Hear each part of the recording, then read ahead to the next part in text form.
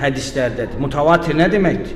Yəni o hədis ki, onun sənədini, onun səhihliyini inkar edə bilməsin. Mutavatir bu hədisdir.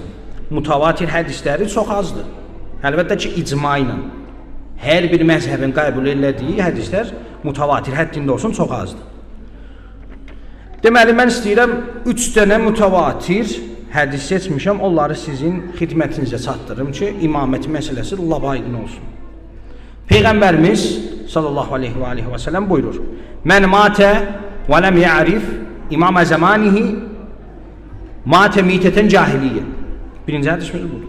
Deyir ki, kim bir zamanda yaşayan, hal-hazırda biz yaşadığımız zaman və bu zamanda öz imamını, haqq imamını tanımasa və elə də ölsə, cahiliyyət dönəmində ölmüş kim olar? Bu icmadır, mutavatir hədisdir, onun nə məzhəbi yoxdur, nə